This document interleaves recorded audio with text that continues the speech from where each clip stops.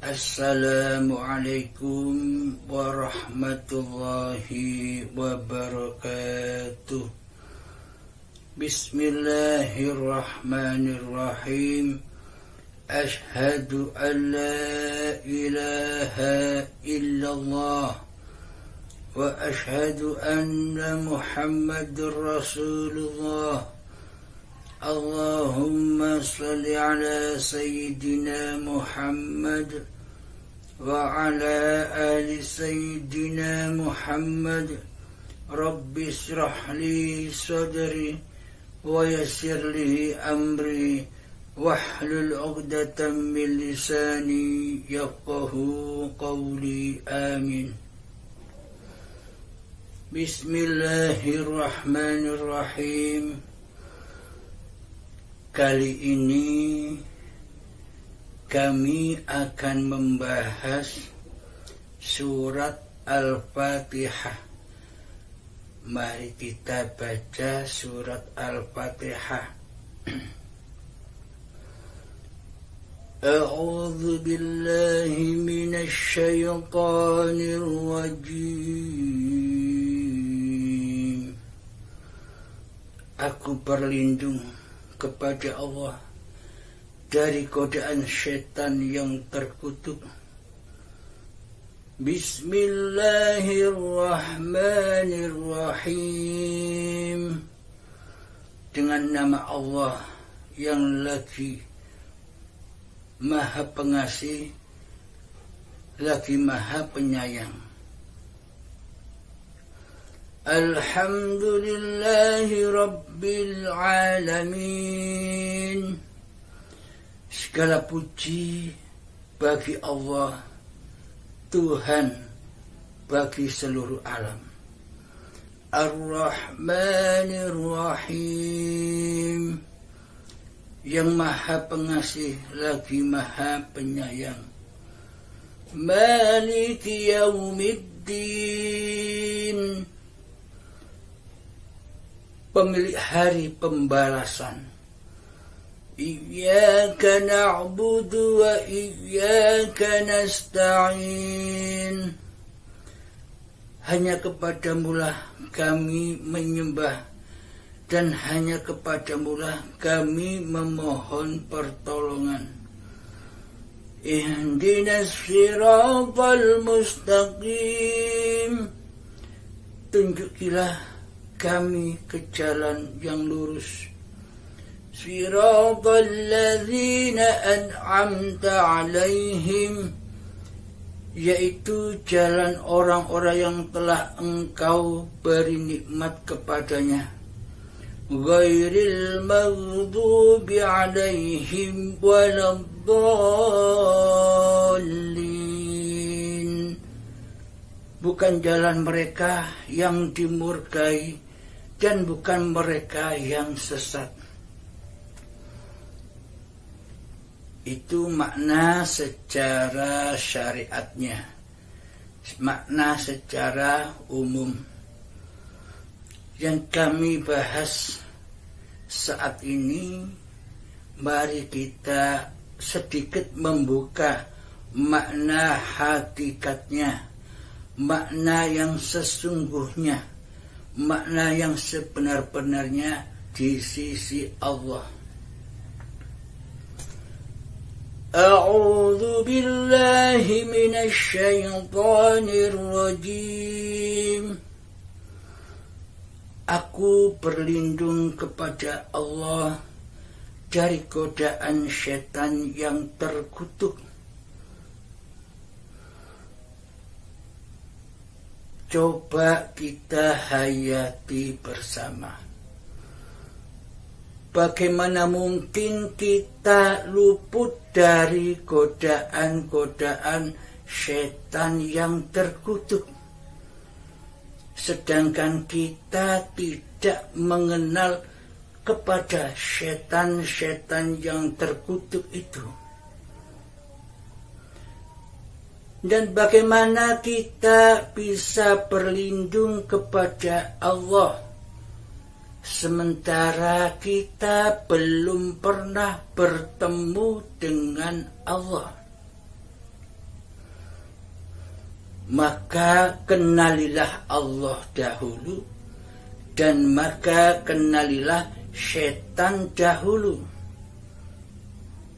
Jadi keduanya wajib mengenali. Bagaimana mungkin kita memohon perlindungan kepada Allah sementara kita tidak mengenal Allah? Bagaimana kita bisa terlindung dari godaan-godaan setan yang terkutuk sementara kita tidak tahu yang mana setan itu? Karena selama ini kita menganggap Allah itu gaib, setan pun gaib. Semua hanya angan-angan saja. Kita selama ini beragama, kita selama ini bertuhan hanya angan-angan saja. Kita belum bisa menyatakan siapa Tuhan yang bernama Allah itu dan siapakah setan-setan yang terkutuk itu. Mari kita lanjutkan. Bismillahirrahmanirrahim.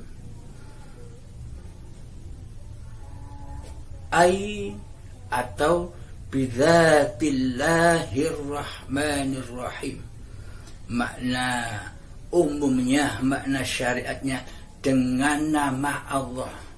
Akan tetapi makna hakikatnya bidzatillahirrahmanirrahim, dengan zatnya Allah yang maha pengasih lagi maha penyayang. Lalu siapakah zat yang bernama Allah itu? Zat yang bernama Allah itu dialah Allahu la ilaha illa huwal hayyul qayyum. Allah, tiada ilah, tiada Tuhan yang berhak disembah kecuali dialah yang hidup kekal lagi terus menerus. Coba kita hayati, coba kita tafakuri. Kira-kira apakah manusia ini hidup terus menerus? Dulu ketika nenek moyang kita hidup, mereka menyatakan, mengimani di dalam hatinya bahwa akulah yang wujud, akulah yang hidup. Akan tetapi setelah nenek moyang kita meninggal, sekarang ini kan sudah tidak hidup lagi, sudah tidak wujud lagi. Akan tetapi kembali kepada hakikat diri sejatinya, yakni tiada, gaib. Sama halnya seperti kita sekarang ini. Sekarang ini seakan-akan seolah-olah kitalah yang wujud, kitalah yang lebih wujud daripada Allah. Sedangkan Allah di dalam hati kita gaibkan, kita tiadakan. Kira-kira Islam, agama Islam mengajarkan hal yang demikian? Padahal hakikatnya sebenarnya yang wujud itu Allah, sedangkan seluruh ciptaannya itu tiada. Bagaimana bisa kita mengaku diri kita yang wujud, diri kita yang hidup, dan kita menggaibkan, mentiadakan Allah, Tuhan pencipta diri kita? Bila saat ini yang hidup, bila saat ini yang wujud diri manusia kita, berarti Tuhannya itu siapa? Allah ataukah diri kita sebagai Tuhan saat ini, selama ini? Apakah kita tidak iman kepada ayat La haula wala quwwata illa billah? tiada daya dan upaya, bahkan ikhtiar dan kekuatan itu hanyalah milik Allah. Hanya milik Allah. Hanya milik Tuhan pencipta diri kita. Siapa itu? Hidup inilah Sang Pencipta itu. Selagi di dalam hati kita mengimani, mempercayai, meyakini bahwa hidup ini hidupnya Abdul Halim, hidupnya manusianya, maka selamanya Abdul Halim ini memposisikan diri sebagai Allah, sebagai Tuhan. Bagaimana mungkin manusia tidak memposisikan diri sebagai Tuhan, sedangkan seluruh sifat-sifat wajibnya Allah, wujud, hayat, ilmu, kudrat, iradat, seluruhnya dikuasai oleh manusianya. Manusianya yang merasa wujud, manusianya yang merasa hidup, manusianya yang merasa punya kehendak, daya upaya dan ikhtiar, manusianya yang merasa punya kuasa, manusianya yang merasa bisa melihat, manusianya yang merasa bisa mendengar, manusia yang merasa dirinya bisa berkalam-kalam. Padahal seluruhnya itu sifat-sifatnya Allah. Coba logikakan. Berarti selama ini siapa yang ngaku-ngaku jadi Allah itu? Golongan syariat ataukah golongan ahli syahud? Anda bisa menilai sendiri. Golongan yang ahli hijab akan Allah ataukah golongan yang bisa menyaksikan Allah? Nah, selama ini kan kita tidak menyadari bahwa selama ini kita mentuhankan diri kita sendiri. Maka dari itu bagi umat Islam yang benar-benar mengaku sebagai umat Islam, wajib tahu Islamnya, wajib tahu Tuhannya. Awaluddin ma'rifatullah, wajib kenal, wajib bertemu, wajib menghadap, wajib menyembah dan mengabdi kepada Tuhan yang ia sembah. Bila tidak makrifat, makrifat itu artinya tahu, kenal. Bila tidak tahu kepada Tuhan siapa kita menyembah, bagaimana mungkin kita dikatakan Islam, dikatakan menyembah di sisi Allah? Di sisi manusia bebas, karena manusia yang dipandang hanya dohiriyah, hanya manusianya yang dipandang. Karena pandangan itu hanyalah cermin. Bila di hati kita mentuhankan diri manusia kita yang wujud, maka kita memandang manusia lain sama seperti posisi hati kita. Akan tetapi bila di dalam hati kita ini sudah Islam, iman kepada zat penguasa diri manusia kita, maka kita melihat manusia-manusia lain pun juga sudah tiada. Karena bagaimana mungkin kita bisa melihat manusia-manusia lain, sedangkan diri manusia kita hakikatnya tidak ada, tidak wujud, tidak kuasa, tidak berkehendak, daya upaya dan berikhtiar, tidak bisa hidup, tidak bisa melihat, mendengar dan berkalam-kalam kecuali Allah, kecuali hidup. Karena selama ini iman keyakinan kita hanya meyakini kepada badan-badan inilah Tuhan-Tuhan yang kita berhalakan selama ini. Tuhan-Tuhan, tauhid-tauhid yang kita sembah selama ini. Sehingga hati kita hanya bisa menyaksikan apa-apa yang dicintai oleh badan. Apa itu? Surganya, yakni hubbud dunya, cinta dunia. Mari kita lanjutkan ayat Al-Fatihah.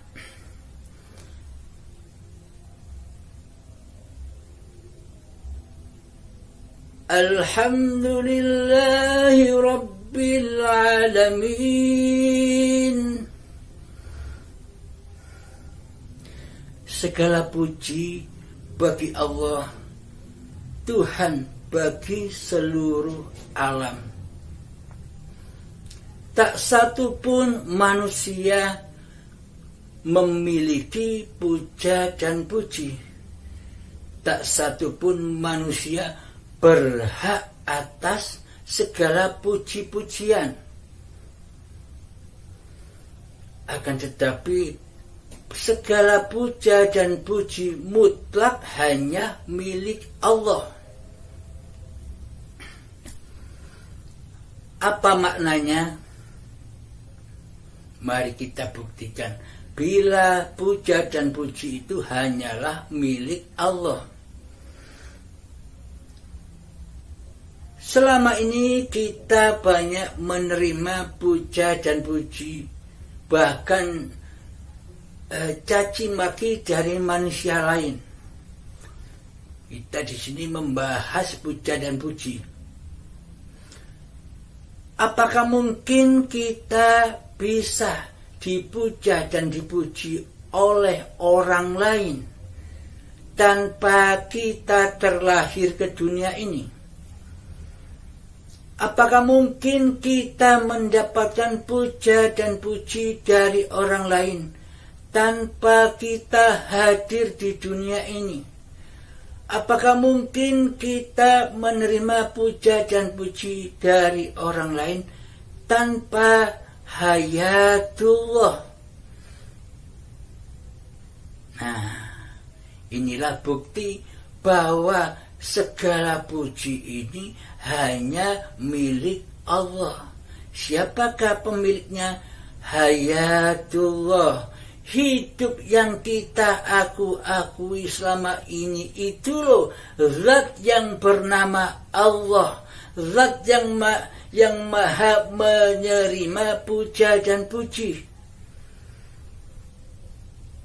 Selama kita mengaku-ngakui bahwa hidup ini milik manusianya, maka kita tak akan bisa menyatakan segala puja dan puji hanya milik Allah.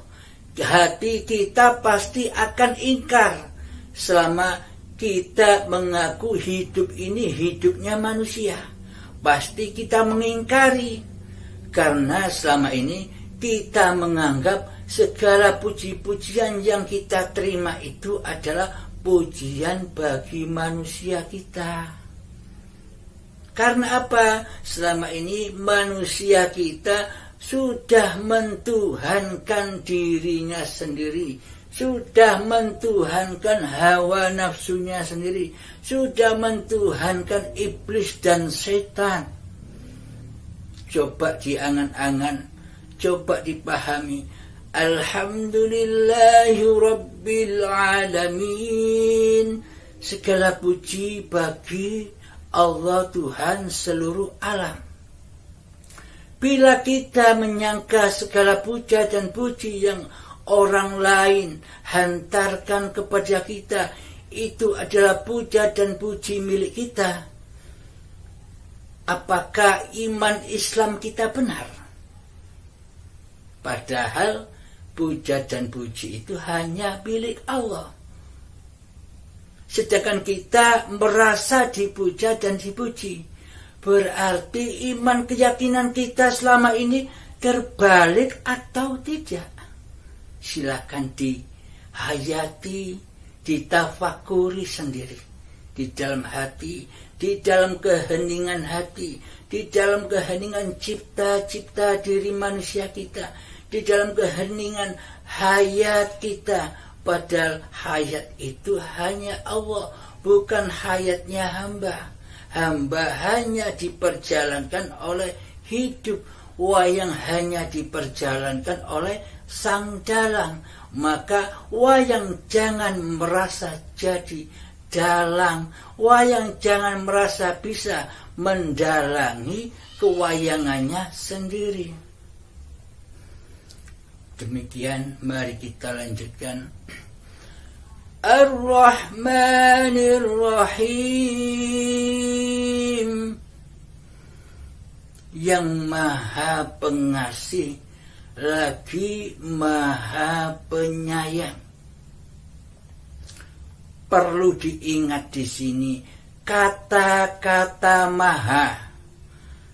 Kata-kata Maha itu maksudnya, hakikatnya tiada lain kecuali Allah.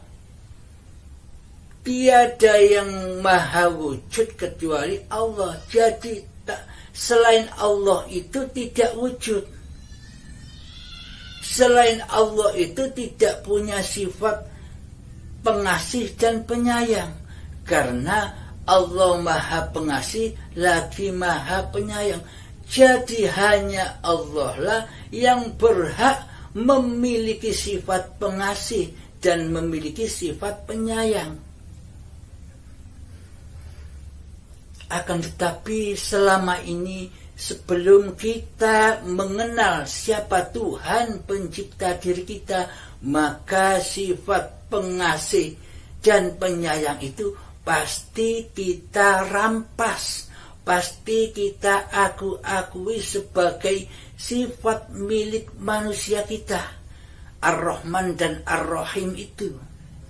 Coba hayati, coba heningkan diri kita. Apakah betul demikian? Selama ini kita merasa mengasihi orang lain, mencintai orang lain, menyayangi orang lain, menyayangi keluarga, seolah-olah kitalah sebagai pengasih dan penyayangnya di muka bumi ini.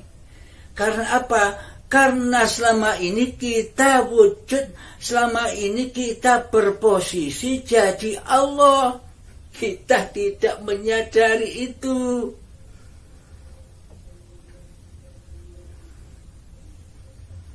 Coba hayati bersama, coba tafakur pada Allah, mohon petunjuk, kesadaran dan hidayah kepada Allah.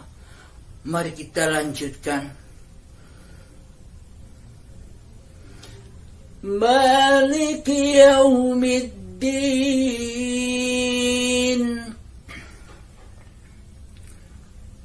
pemilik hari pembalasan. Malik, penguasa hari bagi kita yang masih merasa wujud diri manusianya, bagi kita yang masih merasa berkuasa diri manusianya di hati kita, bagi kita yang masih merasa menjadi Allah, maka selamanya tak akan bisa memahami apa hari pembalasan itu. Selagi iman kita, selagi keyakinan kita, selagi agama dan Tuhan kita selama ini hanya angan-angan, bagaimana bisa angan-angan? Wong kita sendiri selama ini berposisi menjadi Allahnya, kita tidak menyadarinya. Akhirnya seluruhnya, imannya, Allahnya, agamanya, ibadahnya, ilmunya hanya angan-angan. Hari pembalasan disangka besok datangnya. Padahal hari pembalasan itu adanya sekarang. Seluruh alam-alam yang diceritakan selama ini seluruhnya ada saat ini. Apakah hari pembalasan itu yang disangka mayoritas manusia besok terjadinya? Mari kita buktikan. Maliki Yaumiddin, Allah lah pemilik hari pembalasan. Ketika hati kita masih wujud manusianya, ketika hati kita masih nyata kemanusiaannya yang merasa berkuasa melakukan apa saja atas badan ini, maka pasti hati kita selalu keluar dari dalam diri kita. Hati kita selalu memandang dunia. Hati kita selalu mencintai dunia. Itulah hari pembalasan. Ketika hati kita sudah cinta, ketika hati kita sudah memberhalakan dunia di hati kita, maka hati kita pasti panas. Hati kita kepanasan di dalam anar, di dalam jahanam, di dalam kuburan, disiksa kuburnya. Apa kubur itu? Kubur ini ya badan ini, badan yang dari tanah ini, kuburan. Selama di hati kita ini yang wujud, yang jadi Tuhan masih manusianya, maka pasti kuburannya ditinggal hingga gelap gulita dan jadi markasnya iblis dan setan, sehingga panas. Hatinya panas, disiksa oleh Allah di hari pembalasan. Kapan itu? Ya sekarang ini. Kita menyaksikan persaingan-persaingan di dalam bisnis, di dalam bekerja. Kita memikirkan kebutuhan keluarga kita. Kita memikirkan sekolah-sekolah anak kita. Pasti itu memanaskan hati. Pasti itu menguras banyak tenaga dan pikiran. Itulah siksa-siksa itu. Di dalamnya juga ada perasaan iri, dengki, ria, hasud, ujub, sum'ah, sombong. Itulah anar-anar itu. Api-api yang tak berasap yang ada di dalam diri kita. Kapan? Saat ini. Itulah hakikat neraka. Itulah hakikat dosa di sisi Allah. Maka dibalas langsung oleh Allah bagi orang-orang yang mensekutukan Allah dengan dirinya. Bagi orang-orang yang terhijab akan Tuhannya. Inilah nyata-nyatanya hari pembalasan itu. Nyata bukan? Karena apa? Selama ini kita bersekutu dengan iblis dan setan. Siapa iblis dan setan itu? Iblis dan setan itu adalah musuh-musuhmu yang nyata. Maka perangilah ia. Siapa musuhmu yang nyata itu? Ialah diri kita sendiri. Nama saya Abdul Halim. Ya setan iblisnya inilah yang bernama Abdul Halim. Selama di dalam hati kita yang wujud, yang nyata, yang jadi Tuhan, yang jadi penguasa atas badan ini, Abdul Halim, yaitu setannya. Nyata bukan? Jadi setan itu bukan gaib. Setan itu nyata, kata Allah. Allah berfirman bahwa setan-setan itu musuhmu yang nyata, bukan gaib. Bagaimana kita bisa berperang bila musuh kita gaib?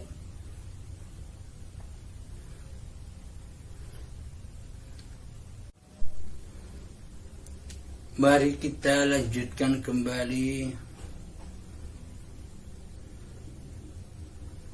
Iyyaka na'budu wa iyyaka nasta'in. Hanya kepadamulah kami menyembah dan hanya kepadamulah kami memohon pertolongan. Coba kita pahami, coba kita hayati di dalam hati kita.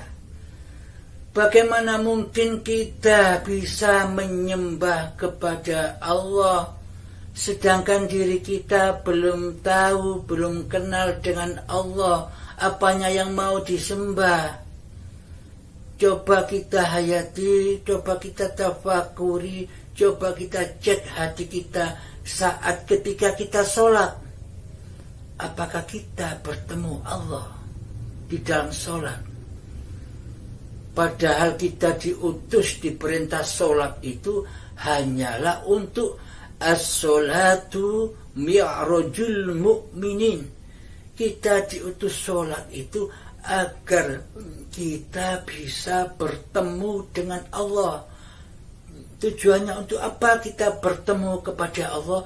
Tujuannya agar kita bisa menyembah dan mengabdi kepada Allah. Coba cek selama ini sholat kita. Ternyata di dalam sholat kita selama ini kita tidak menyembah Allah. Kita akan tetapi selama ini kita di dalam sholat kita hanya menyembah, menyaksikan kepada dunia. Ingat dunia, berzikir kepada dunia dan seluruh urusan-urusannya. Itulah bukti bahwa selama ini kita tidak menyembah kepada Allah. Akan tetapi menurut syariatnya saja kelihatannya kita nyembah, kelihatannya kita sholat 5 waktu ke masjid, kelihatannya kita berpuasa di bulan Ramadan, kelihatannya kita berzakat, kelihatannya kita umroh dan haji. Hanya kelihatannya saja.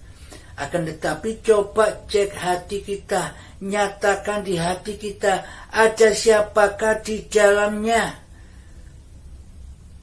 Allahnya yang wujud ataukah manusianya yang wujud di dalam hati kita? Itulah kunci agar kita bisa mengetahui seluruh ibadah kita diterima di sisi Allah ataukah ditolak oleh Allah. Iyyaka na'budu wa iyyaka nasta'in. Hanya kepadamulah kami menyembah dan hanya kepadamulah kami memohon pertolongan. Maka berdoalah meminta pertolongan kepada Allah agar hati kita bermakrifat kepada Allah. Maka carilah ilmu hakikat dan makrifat, mintalah pertolongan kepada Allah agar kita bisa bermakrifat kepada Allah, agar kita bisa menyembah, mengabdi dan rajiun kepada Allah. Mari kita lanjutkan. Ihdinas siratal mustaqim. Tunjukilah kami jalan yang lurus.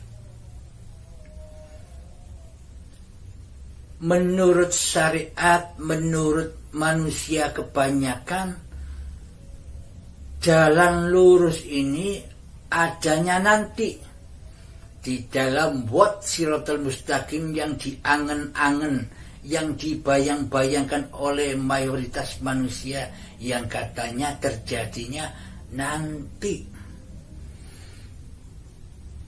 Katanya wat siratal mustaqim itu saking sulitnya, saking maha sulitnya. Akan tetapi sulitnya yang di sini ini cuma hanya kiasan, sanepan. Saking sulitnya melewati siratal mustaqim itu hingga dimisalkan, diibaratkan rambut dibelah 7 dan tajamnya 1000 pisau, 1000 pedang. Apakah mungkin manusia bisa melewatinya? Tak satu pun manusia bisa melewati siratal mustaqim kecuali hanya kehendak manusia yang dikehendaki oleh Allah. Jadi siratal mustaqim itu jangan diangan-angan seperti bayangan-bayangan manusia-manusia selama ini. Jadi wasiratal mustaqim itu yang tahu hanya Allah. Jadi bukan jalan menanjak terus jalan yang katanya digambarkan di video-video, diceritakan orang-orang. Bukan seperti itu wasiratal mustaqim. Di sini sudah jelas, ihdinas siratal mustaqim.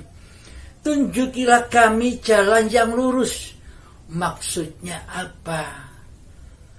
Maksudnya tunjukkanlah aku ke jalan ketemu dengan wajah-Mu ya Allah.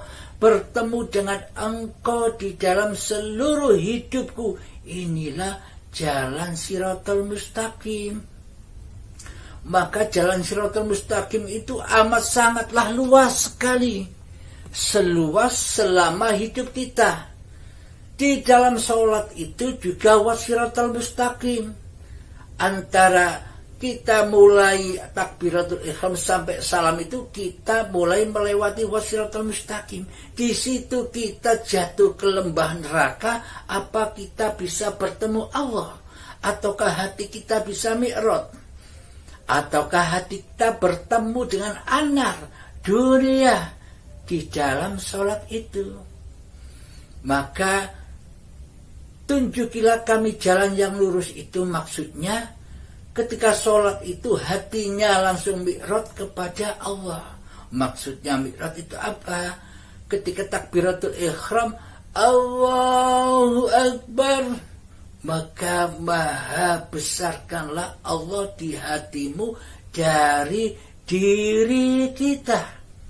Jadi tiadakan diri kita, wujudkan Allah lah yang maha besar, yang maha berkuasa mengangkat tangan, yang maha berkuasa membesarkan, mentakbirkan badan-badan kita ini. Ketika itu diamlah, sendekaplah di dalam sholat, yakni matikanlah dirimu, tiadakanlah dirimu di hatimu. Yang ada hanya yang maha besar, yakni hayatullah yang mempergerakkan badan-badan kita di dalam pergerakan-pergerakan sholat. Itulah jalan wassiratal mustaqim, yakni jalan yang lurus menuju Allah. Kemudian kita lanjutkan, siratal ladzina an'amta 'alaihim, yaitu jalan orang-orang yang telah Engkau beri nikmat kepadanya. Yakni apa? Seperti jalan-jalan orang yang sudah bermakrifat kepada Allah. Bermakrifat kepada Allah itu nikmat. Bermakrifat kepada Allah itulah jannah. Man qala la ilaha illallah dakhalal jannah. Barang siapa yang mengucap di hatinya la ilaha illallah, tiada Tuhan selain Allah, maka ia sudah di dalam surga. Dakhalal jannah, ia sudah di dalam surga. Jadi surga itu bukan nanti, sekarang inilah surga. Ketika hati kita sudah mentiadakan, menggoibkan kewujudan diri manusia kita, menggoibkan wujud hidup manusia kita, kita persembahkan lagi kepada Allah, itulah kebahagiaan. Itulah kenikmatan di sisi Allah, yakni selalu memandang wajah Allah di dalam seluruh kegiatannya sehari-hari. Katanya yang paling nikmat, teramat nikmat di dalam surga adalah hanya memandang wajah Allah. Jadi surga itu tak ada apa-apanya daripada kita memandang Allah. Maka tunjukilah aku jalan yang lurus, yaitu jalan orang-orang yang telah Engkau beri nikmat bagi orang-orang yang sudah terbuka mata hatinya, hatinya yang bisa mi'raj, yang bisa bertemu dengan Tuhannya. Itulah kebahagiaan dan kenikmatan. Ghairil maghdubi alaihim waladdallin. bukan jalan mereka yang dimurkai, dan bukan mereka yang sesat. Siapakah mereka? Ya, kita ini selama ini hati kita tersesat kepada Allah. Hati kita hanya menyaksikan, hati kita hanya memandang dunia. Dunia fana, dunia yang kita cintai. Karena apa? Karena selama ini yang jadi Tuhan adalah diri kita sendiri, yang merasa wujud, yang merasa berkuasa, yang merasa wujud daripada wujudnya pencipta diri kita. Badan kita merasa wujud. Kita tidak mewujudkan hidup yang menguasai badan, akan tetapi selama ini kita mewujudkan badan daripada Allah, mewujudkan manusia daripada Allah, mewujudkan bayangan daripada pemilik bayangan, mewujudkan wayang daripada sang dalang. Assalamualaikum warahmatullahi wabarakatuh.